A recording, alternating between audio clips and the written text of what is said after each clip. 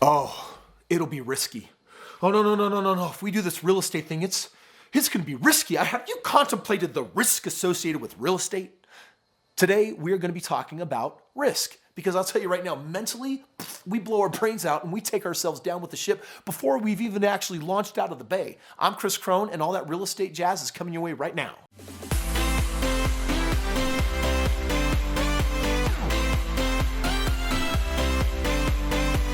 All right, we are back talking about how you handle risk in real estate. And I got to tell you, this is terrifying. This is a terrifying look. This is a terrifying conversation. Yes. Right? Because by the way, if you don't know how to handle the risk, or if you're just afraid of the risk, you should be terrified because the risk is going to eat you up alive and potentially spit you out. Maybe, maybe not. Man, one of the best ways to handle risk, I think, is to plan appropriately for it. Risk is one of those things that's always there. It's always going to come up, especially when we're talking about real estate investing.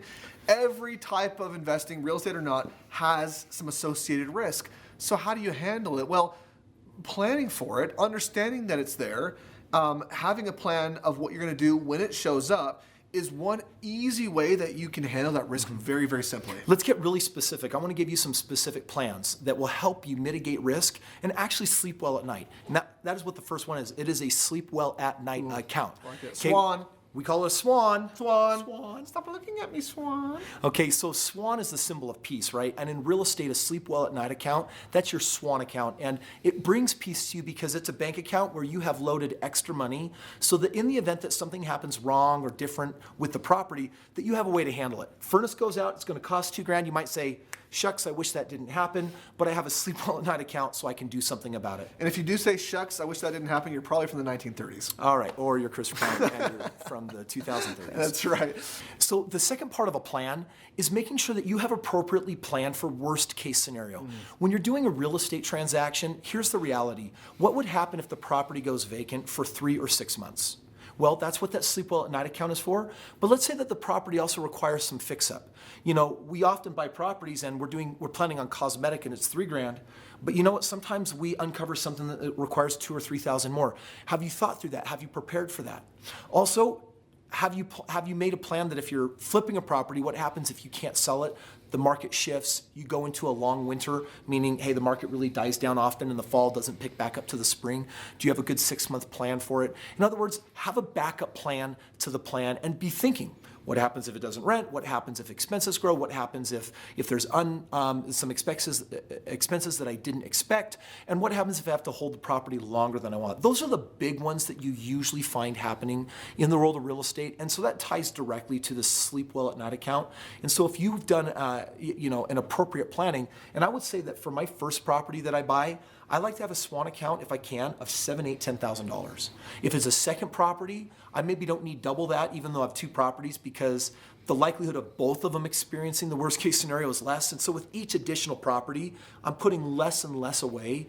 But bottom line is that sleep well at night account is a really great way. It's a skill set for handling risk. Even talk to us about the mindset of dealing with risk. Absolutely. You know, one thing for real estate, it's not about if it's going to happen. It's always about when it's going to happen, right? And it's part of the process. So being able to view risk as actually a good thing rather than viewing risk as this horrible thing that you want to avoid is, I think, really important in how to handle that real estate risk as it comes up. It's so true, Stephen. So many people think, I'm just going to buy this property and only good things will happen and it'll be cupcakes and rainbows, like my daughter says.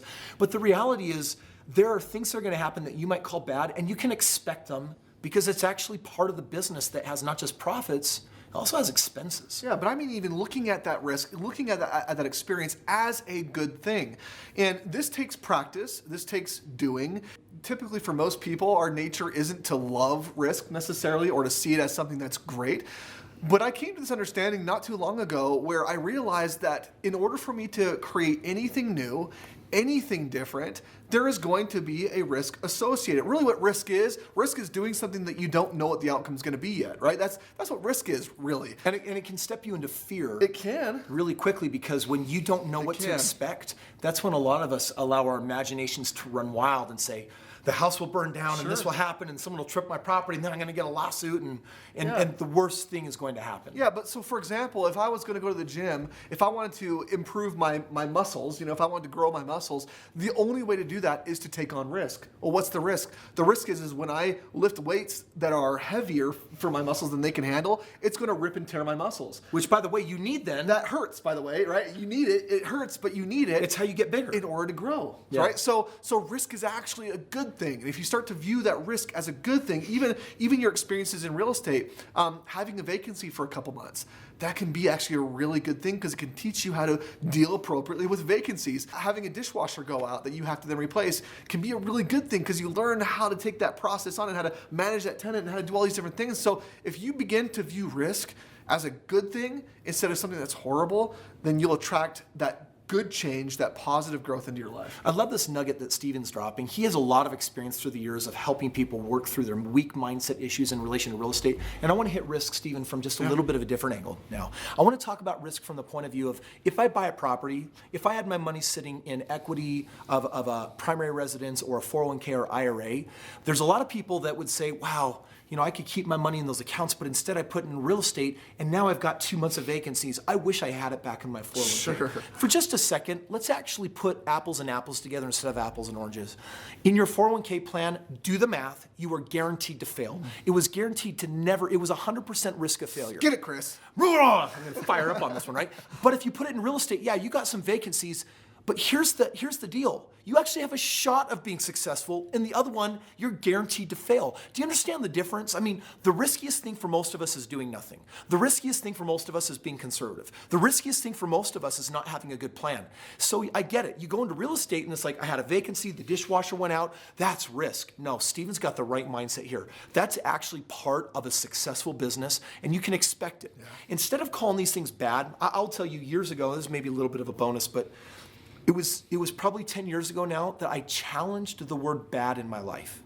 Because I noticed that every time I played with it, like, I'm having a bad day, I'm having a bad moment, I feel bad.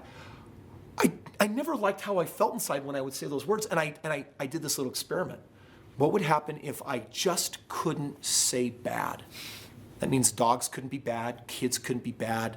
I get it, people will do wrong things, people will make poor choices, but the energy of the word bad in and of itself, I think we sometimes abuse and take to an extreme that ends up backfiring. So when Steven's talking about risk, and we're calling risk bad or the things that can happen like a broken dishwasher bad, Steven's actually giving us a new frame up, and I want to make sure that you're dialing in. It's not bad.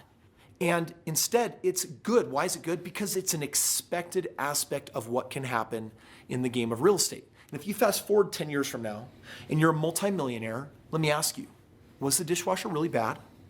Was the vacancy for 2 months bad that really, in that moment, caught you in a moment of mental weakness because you thought, oh, it's all going up in flames and smoke and it's not working? I promise a time comes when you look back and you realize, wow, I've learned how to temper my attitude, just like Steven's saying. Steven's giving you the shortcut right now, which is be careful what you call bad and be careful what you think risk really is, because the reality is if you're doing something that steps you into the unknown that gives you a chance of success, that's probably way less risky than the alternative. I think the final thing that I would share with Steven today is just the kind of energy that you want to tackle investing with.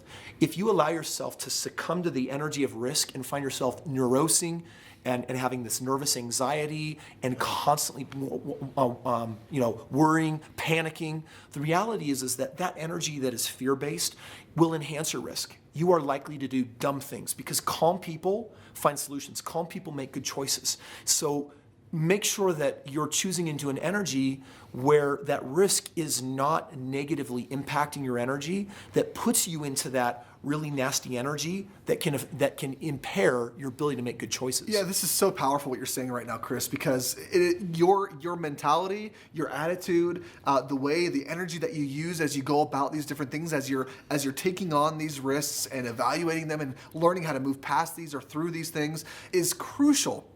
Let me give you a quick example. Let's say that someone gets out of your home or you have to evict somebody and now it's vacant. And let's say that vacancy goes another month. And let's say then it goes another month. You have a choice in this moment right now. You can show up and say, oh gosh, this vacancy is going to kill me. Think about it for a moment. How many of you has said things like that, right? This relationship is going to kill me, or this vacancy is going to kill me, or this trial that I'm facing right now is going to kill me. And then you get down and you're all upset about all the things that it's doing to you. On the other hand, if you wanted to, you could choose to stay calm and stay positive and say, instead of this experience is killing me, you could look at it and say, wow, what am I learning right now from this experience? What is this experience teaching me right now? Well, it's been vacant for now 3 months, and what could I do differently to sell this home, or to get a tenant into this home, or to make the outcome positive for myself? Now, just for pause, I want to let you know that Stephen here just demonstrated 2 different energies. Did you feel the energy shift from the panic and then the energy of solution? We're not here to tell you in this moment what the solution is for the situation, because the point is that the mindset is more important than what the technical solution is. Choosing in that positive attitude that is solution-minded, problem-solving minded, and says that there's a way, is going to lead to the way. But I can promise you, in every situation, negativity, we have met people that have succumbed to it. And it's a downward spiral, and it gets them to the point literally where they can put themselves in the hospital, or they can put themselves into a depressed state, or they can allow so much worry to come into their life that it impacts their family life, their career, and everything else. And you know what? Real estate is here to be a benefit to you. So let it be your teacher, nothing less, and take an opportunity to plan for your risk and look at risk differently, because if you can, with the ways that we're suggesting, it'll help you be a far more successful real estate investor. The greatest risk, hands down, is doing nothing. So take action right now. Take a small step, subscribe, ask for more videos, more training, more knowledge like this. And if you want to take a second step, click the link up here and get with me and my team. Learn the different ways that we play with people and how we can help you, instead of taking risk, actually move forward in eliminating risk by creating real wealth.